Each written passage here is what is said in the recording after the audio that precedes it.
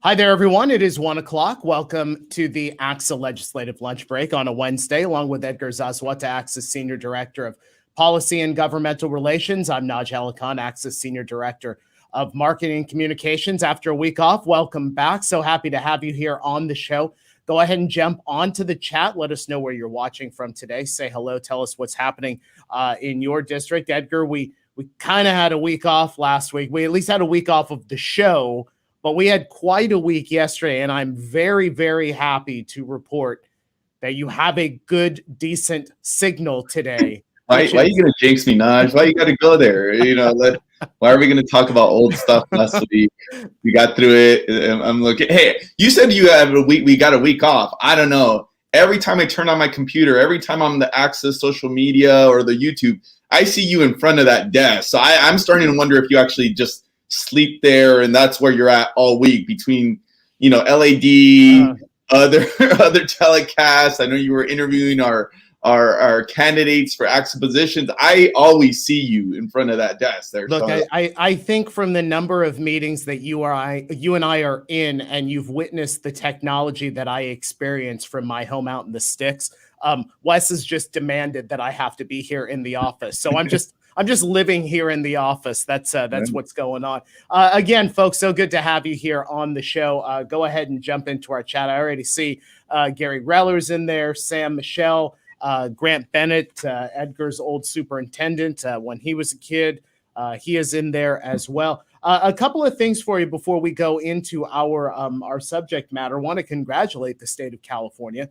Just saw this report that came out of the CDC that California's coronavirus rate is now the lowest in the continental United States and number 2 only to Hawaii. So, Edgar, that is really great news. And of course, our educators have played a very, very big role in getting vaccinated, and now it's moving through to so many other age groups. So definitely something to be very happy about here in the state today. Absolutely. I mean, I think because this year has been such a roller coaster, it's worth at least remembering for a minute where we were at earlier in the year, where we were really, I mean, you would have asked us in December, late December, January, if we would have thought that most schools would be open for in-person instruction, like what the situation was. And I think just how drastically different it looks now. And I think it is a testament to the collective work. As we said, the state has done a good job. For all criticism, and there's plenty, things to note, they've done a good job with vaccinating educators, getting availability across communities. And I think it's paying the dividends now, right? We are in a good place, and hopefully we could sustain that momentum and that energy. I like that Grant Bennett from your former superintendent wrote old, not old, former, which is exactly. And he was too young when I was in school. He was too young to be the superintendent, so he was still working. He was still working his way up. He was the athletic director, assistant principal. I saw him in his trajectory up. Now he's a big shot here at ACSA. But it's almost as though you two grew up at the same point. There we go. That's what it is. Hey, before we get into our subject matter today, I do want to just kind of go back for a couple of minutes on Ledge Action Day, which so many of you were participating in. We had more than 650 people registered for the event. There you see video with it's SPI Tony Thurman on there. Tony said he enjoyed talking with you and me much more than the national news. And then Connie Leva was there. Edgar, you and your staff so involved in the entire process of putting that together. I have to imagine you guys are just so happy and so proud of what we were able to accomplish last week. Oh, yeah, it was a success I think by all accounts. If we looked at it again, we were saying we were all bummed now 2 years in a row not to have one of our favorite days of the year of having our leaders just descend on the Capitol. It is one of the highlights of the ACSA year. With that said, I think the use of technology opened up a ton of doors for us, as you see even just from the footage of getting this many legislators back to back, getting so many more people to access the event. I think for us, the measure of success was hearing our leaders and our ACSA members talk about what they got out of it. I know so many more of them were just encouraged the fact that they got time with their legislators, that they were able to So it's still, in many cases, and this is a double-edged sword, right? They're able to do their work in their district, still jump back onto the platform, participate in advocacy, go back to their work. So it was a success. I think lessons learned in terms of where do we take from this, where do we go from here? But I think some of these pieces that we learned from this virtual Ledge Action Day, I think some of this stuff is here to stay. Yeah, and that's good. I want to say hello to Gary Reller and Maria Thompson, Terry Sanders. So good to see all of you. Also want to do a shout out to Victor Uribe, who's a loyal viewer here of our show. If you notice from the video, the number of different sets that Edgar was on during that little video montage there, Victor correctly guessed that he was in 4 different locations over those 2 days. So Victor, shout out to you for you being able to get that number correct. All right, so let's hit subject matter, Edgar, because you and I were talking with the Soups last week. You had this information, this COVID-19 outlook from CDPH. Gianna Miller, who runs our social media, she's going to go ahead and put the link into the chat so all of you have the opportunity to see it a little bit more in depth. Don't click on it until after the show. Edgar, you gave a presentation in the Soups meeting about this health outlook.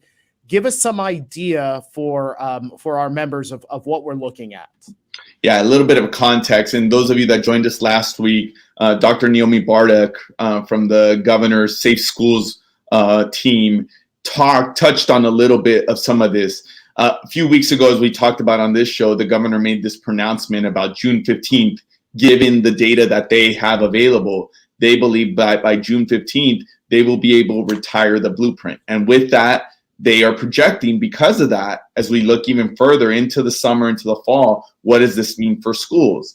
And so as we're beating a dead horse here, but I think it's important to recite, they believe that the health situation is going to continue to improve. And the why behind that, right? What is it that they see happening?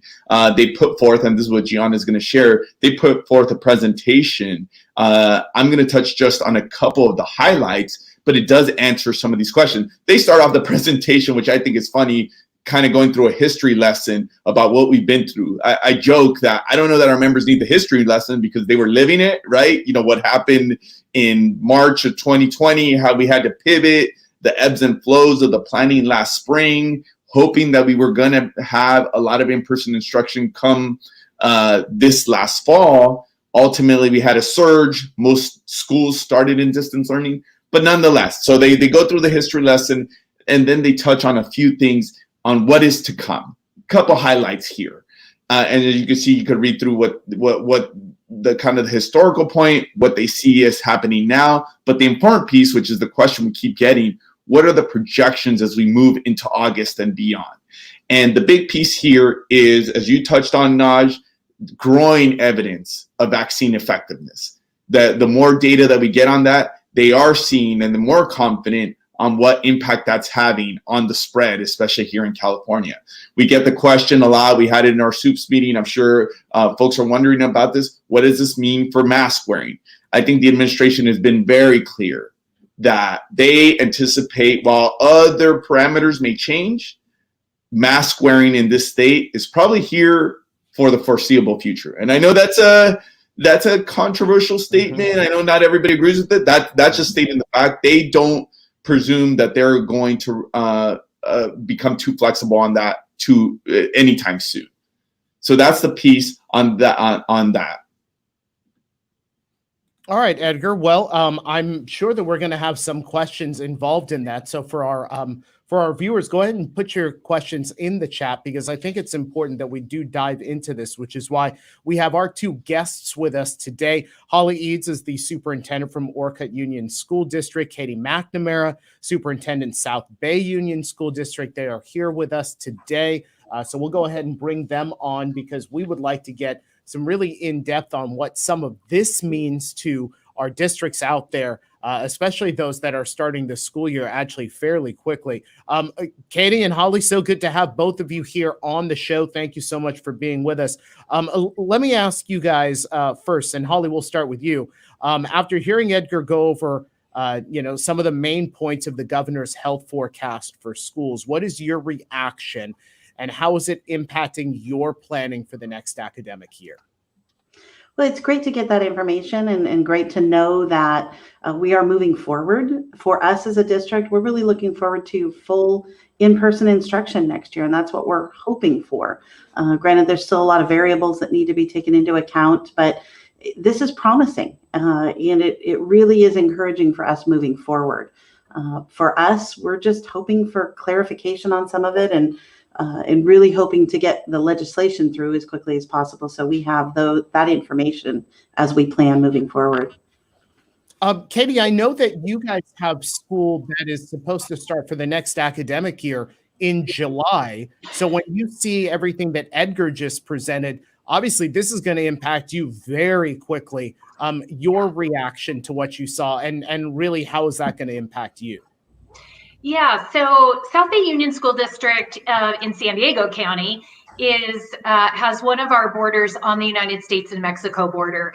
And South Bay Union School District, we have 3 zip codes, and we were impacted oftentimes 4 and 6 times the transmission rates of the average in San Diego County. So my school district is one of those that was really impacted quite dramatically. So I think we represent one of the extremes in California in which it's been really hard to open. And even as recently as March, we did a survey of our parents, and half of our parents were highly reluctant to send their children to school. And we are probably been one of the districts that's been the slowest to be able to open. Compounding that, you're exactly right. Our first day with students for the next academic year begins on July 26th. So one of the things that would really help our school district is to have some of these decisions and the direction that is going to come from the state level. We need that right now, today. We are really fully planning right now for the new school year. And I think sometimes people just think everybody's opening in early September or late August. And that's just not the case for my school district or the other 5 school districts that feed the Sweetwater Union High School District.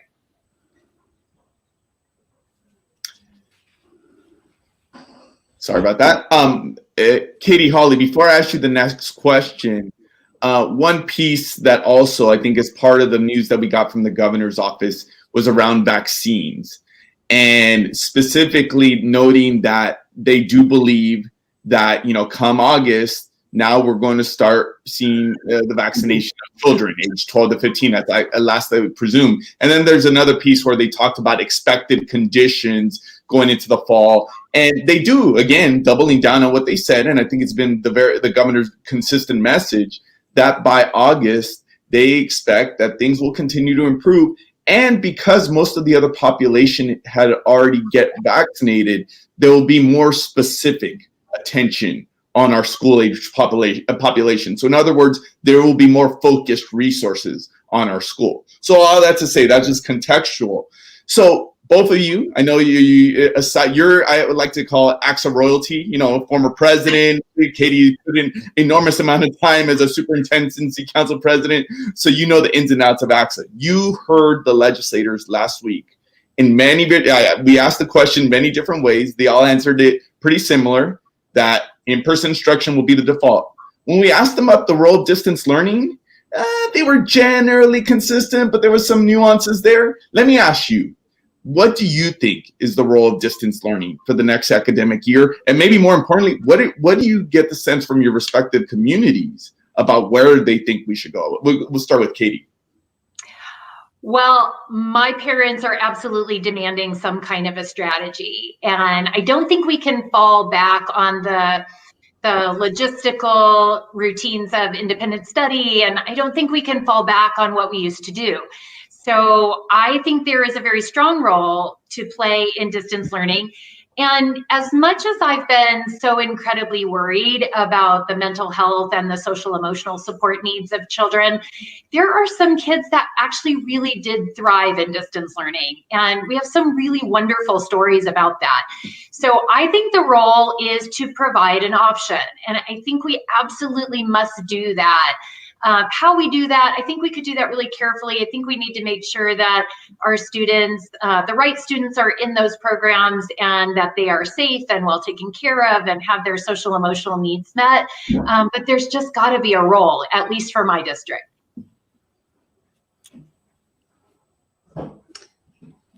Yeah, and I would absolutely agree. I'll jump in here. I would absolutely agree with what Katie has said. There is a role for distance learning. We also had students that thrived in that learning environment. And for students to have that opportunity and to let that pass would be a shame. If we're about meeting the students' needs and meeting them where they are, distance learning plays a role in that. And what the expectations would be for instructional minutes and enrollment in those programs, or even those programs moving forward, it's hard to plan. Katie, let me ask you this question. You were near one of the epicenters of this big legal battle with the states in terms of the physical distancing requirements. So as Edgar mentioned, your role as the Superintendency Council President, you've been hearing from colleagues for more than a year about this. What are the important answers that you need from the state as we move into this academic year? Yeah, I think that I think this is an interesting conundrum because this is my 9th year in South Bay, and I have always been an incredible proponent of local authority and understanding and acknowledging that contexts are different between school districts. But I will admit, during this pandemic, some of the most helpful things for me are just pure centralized decisions. When we have decisions at the state level, it is just incredibly helpful that we take that direction and we move on. And I think Senate Bill 86 was a good example of that. Once we just knew what we needed to do, there is still some local context setting to be done. But I think definition and direction is really important. And I think it would be really helpful to know exactly what is going to be expected in terms of physical distancing so that we don't have to be in long and difficult conversations with our labor partners about it. And I think that the lawsuit's been really interesting in San Diego County. I think that one of the things that we really need to be thinking about is that there just can't be differences between elementary age, middle school, and high school aged kids. Holly, I'll start with you. I'll ask both of you this question. It's a version of a question that Terrence Dunn asked about what components of SB 98 do we think will be carried over? And so I'll touch on that piece. I'm more interested in from both of you, given all of the requirements around distance learning, there was these components around having in-person instruction to the greatest extent possible. I don't know how much that was enforced, but that was part of the components of the bill. And all of these pieces that were set on for this year. To Katie's point right now, from your opinion, what are the pieces that maybe we should continue on, whether it be the flexibilities that you got this year around instructional minutes or otherwise that you think you will need as we move forward? I think the biggest one for me is that local decision making. Whatever role local decision making can play, if we can hang on to those elements as much as possible, because every one of our districts is different and every one of the needs within our district and our community are different. So wherever that can be infused into future planning, into future legislation, that would be probably my biggest ask. Certainly the elements that allow us to best meet the needs of our students is another, and there are those elements in there with that flexibility.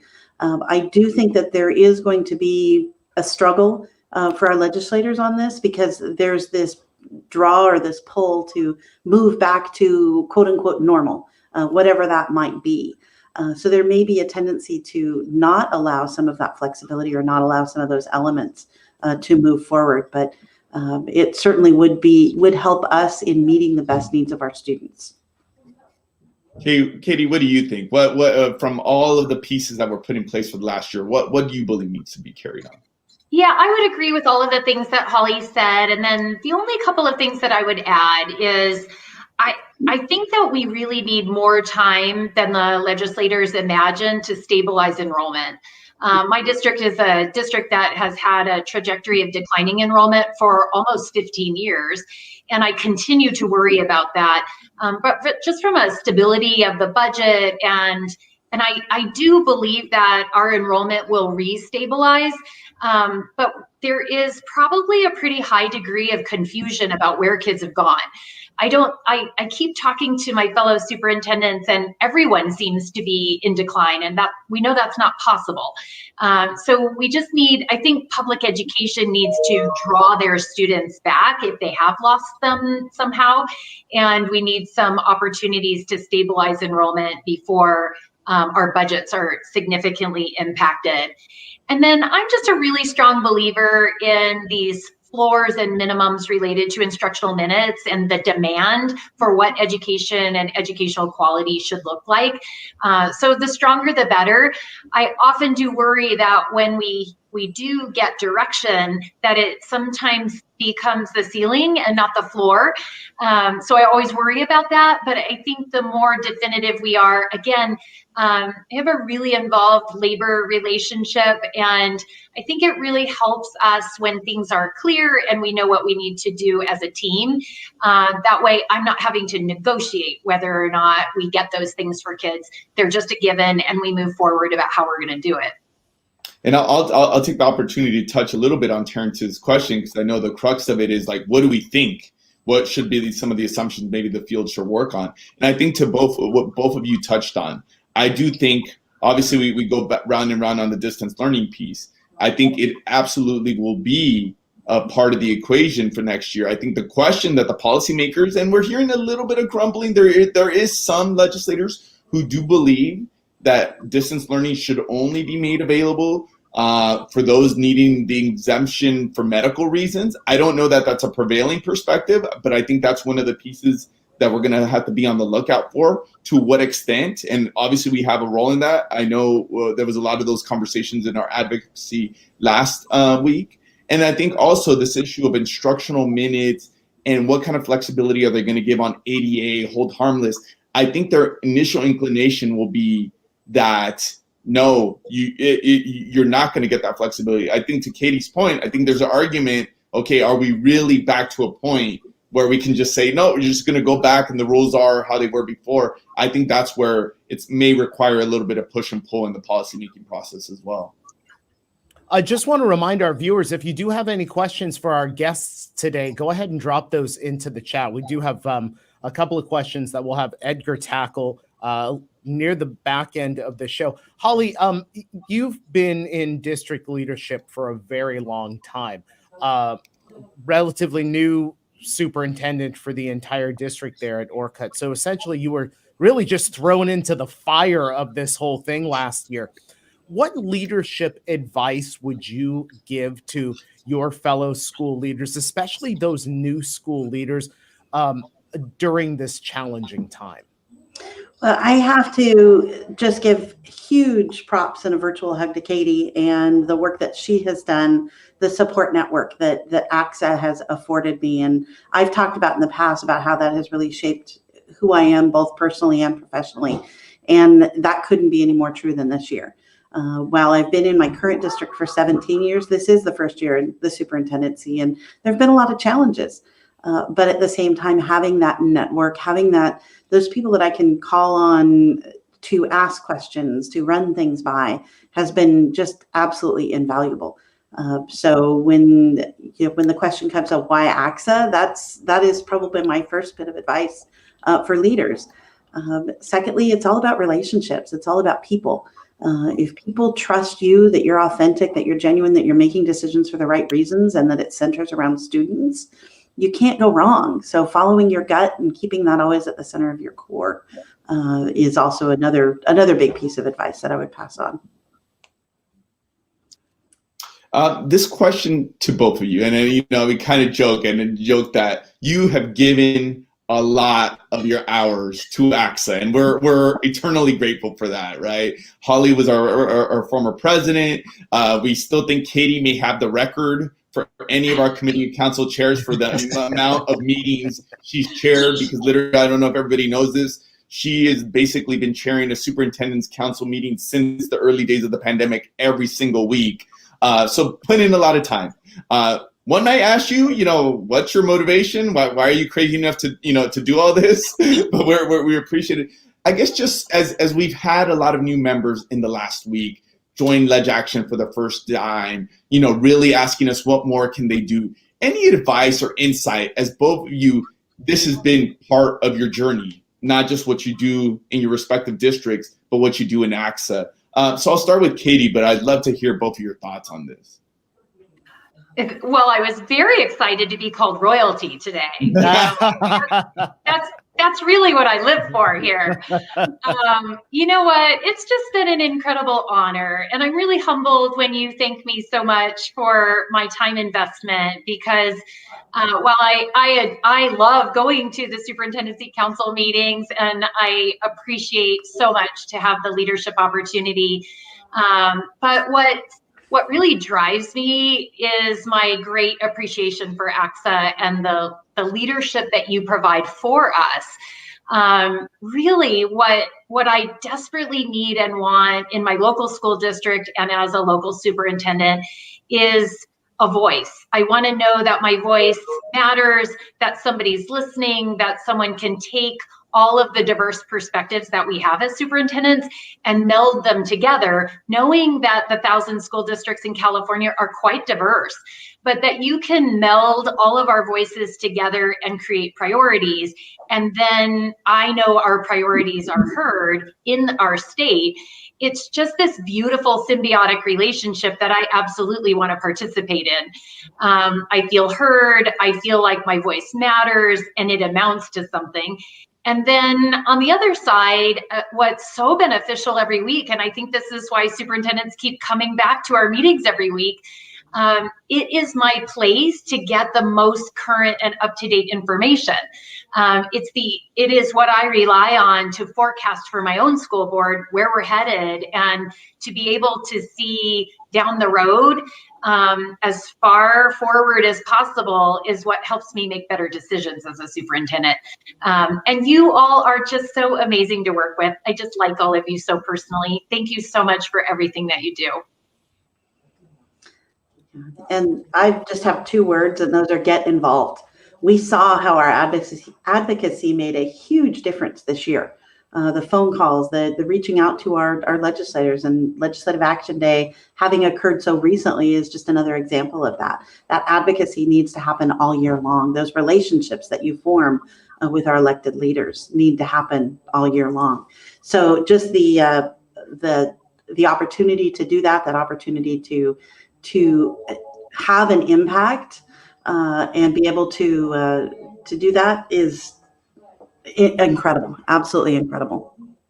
All right, 30-second answers, and I saw Holly's AirPod pop off, so we'll let Katie respond to this. I think Edgar and I are looking for suggestions, because we know that school leadership can be a lonely job, and at some point you two have to take some vacation time. So Edgar and I are looking for suggestions. We're giving you 30 seconds each here. Katie, we're going to start with you. Give us a suggestion. What should we be doing this summer?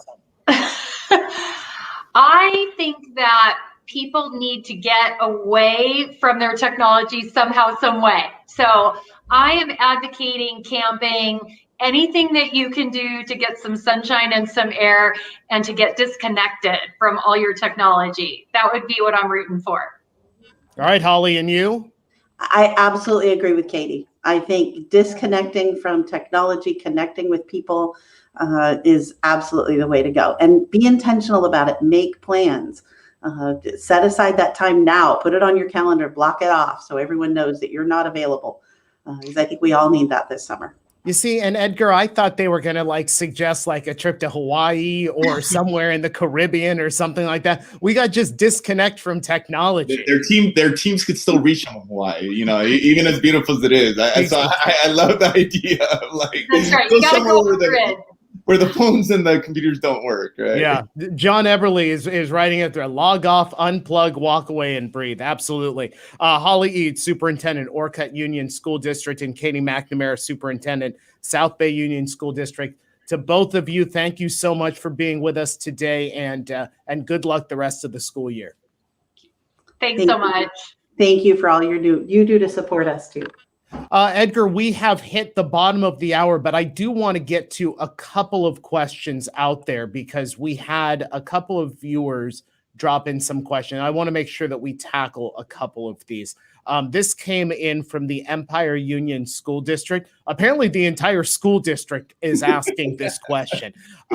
When can we expect guidelines regarding distance learning for next year? Will legislators loosen that 10% rule regarding independent study? That is question one. Great question. So, and it's an important one. The legislature, we don't expect will be the ones to touch this. I mean, they have the authority, but we don't believe that's where this is going to come from. The California Department of Public Health, in conjunction with the governor's office, has already alluded to the fact as we get closer to this June 15th target date, even while they're saying that the blueprint, the color tiers, the red, purple, orange, while that's going to be sunsetted, we still have all this guidance, CDPH, Cal OSHA, all this other stuff that impacts operations in schools. So the big one that they've told us here is that they do anticipate as we get closer to June 15th that there will be changes on some of that accompanying guidance. So the big one I know is the physical distancing. There's already been a dramatic change there because it went, as we've been talking about a lot, it went from 4 to 6 feet to 3 feet. But the biggest change, it went from a pretty firm minimum of 46 feet to now it's strongly recommending 3 feet. So it's already a recommendation. With that said, we do anticipate that there's going to be further changes there. And I think the governor's office realizes that some of these decisions have to be made soon. So I think that's something we're going to be on the lookout as we get closer to June 15th. Apparently, Dave Garcia is who contributed that question from the Empire School District, but he is the entire school district. So thank you, Dave. It's a good shot too. So, I think you give credit for it there. I don't know. Can we call him royalty from Empire School District? It's close. Yeah. We got this one in from Megan Cannon. Any news on social distancing requirements, class sizes for next school year? I also want to ask you, Edgar, because right before the show, we talked a little bit about transportation issues because there was a news story yesterday on the NBC affiliate in Sacramento that one of the larger school districts only had about 20 to 25% of their secondary students in school right now. And one of the issues was transportation, bus travel. What are you hearing about those types of things and any legislative interaction for that? Yeah, again, I think it's very similar to how I answered the previous question is I think folks understand on all of the above, whether it be class sizes, how do we deal with buses, that there's limitations now, and it does impact the amount of students. If we're going to get back to this vision that we were talking about in the governor's forecast, if things are supposed to look like they do in a typical year, then all of these other requirements also have to loosen. So I think transportation, buses,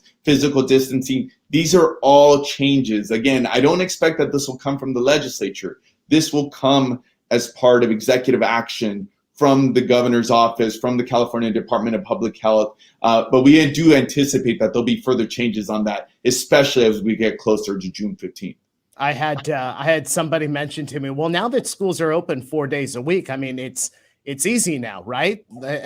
District leaders and school leaders, they got nothing to worry about right now. And I go, no, hold on. Yeah. It's not like this thing is coming to an end. There are new challenges. And I recognize that even as we say it's close to June 15th, while that may seem, okay, great, it's coming, I get the predicament our members are in right now. They're at the same time trying to deal with the end of the academic year, planning in many cases for summer programs, at the same time trying to think about what the next academic year is going to look like. So it is a very challenging time to not have all of the clear answers. So, just our commitment here on ACSA that we're going to continue to push for those as soon as possible. And I do want to address one question. Mary Lim asked about AB 1316, which is what is ACSA doing about this. Mary, we are past that bottom of the hour time. So I'm going to go ahead and make sure we make note of that, Edgar, because I think that we would want to give you a substantive answer on that one. I don't want to just pass it by. So we'll keep that one, Mary, and hopefully we'll be able to give you an in-depth answer on that. on our show next week. Folks, thank you so much for being with us today. Really appreciate it. Edgar, so good to see you, man, after missing Wednesday, but not missing Monday and Tuesday. Yeah, it'll take a little bit to get used to just doing 30 minutes of this. After a few hours of this, we'll get back into our regular swing here. I heard nobody complaining about you and I on screen for 5 hours a day on Monday and Tuesday. So apparently we haven't exhausted our viewership numbers. That's for sure. I hope so. Or maybe those just went direct to Wes and he hasn't told us about it. That's true. That's true. All right, folks. Thanks so much for being with us. We'll see you next week. Next Wednesday, 1 p.m. ACSA Legislative Lunch Break. Have a great rest of the day and great rest of the week. We'll see you then.